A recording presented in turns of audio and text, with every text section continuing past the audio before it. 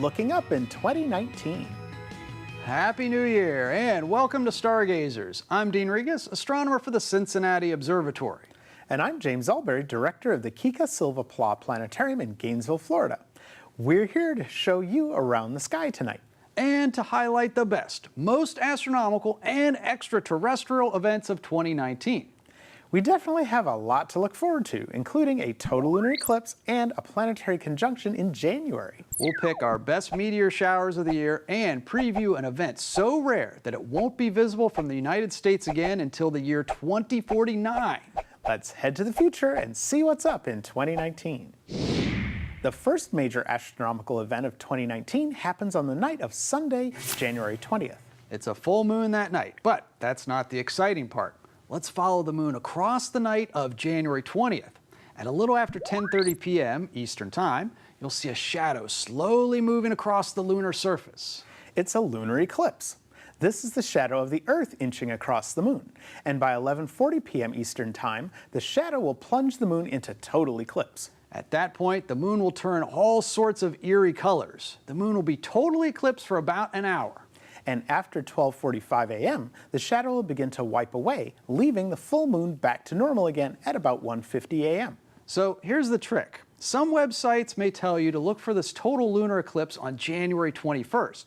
Now that's true for Europe and Africa, but for us it begins on the night of the 20th and carries over to the morning of the 21st. So mark your calendars for January 20th so you're not a day late. Hey James, remember back in the summer and fall of 2018, back when we had all those planets in the nighttime sky? Oh yeah, we had Venus, Jupiter, Saturn, and Mars.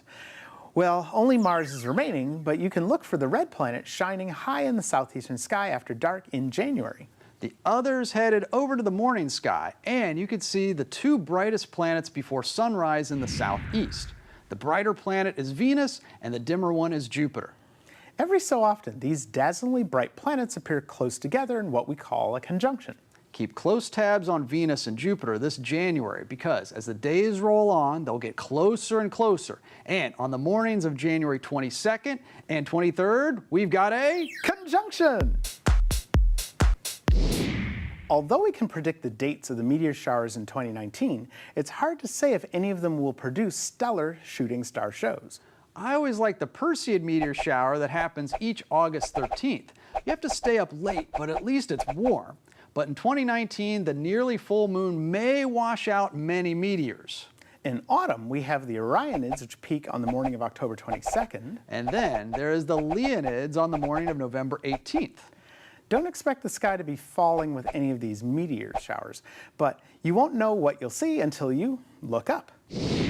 Finally, we have a super rare astronomical alignment happening in 2019. It's called a transit of Mercury, and it happens when the tiny planet Mercury comes between us and the Sun. On November 11th, Mercury will slowly cross in front of the Sun's disk and make a teeny tiny eclipse. However, you'll need to be prepared. The transit of Mercury will happen during the daytime between the hours of 7 a.m. and 1 p.m. Eastern Time. If you're on the western half of the United States, you'll only see part of the transit, while stargazers on the East Coast will see the whole thing. Then you'll need a safe solar filter. After all, you'll be staring at the sun, which is bad to do without protection. You'll basically go blind. Yep, and finally, you'll need magnification. Mercury is so small that you'll need to magnify it. So you'll need safe filters that fit on a pair of binoculars or a telescope. Now, you have plenty of time to prepare for the transit of Mercury and everything else coming up in 2019. It's going to be an astronomical year when you Keep looking up.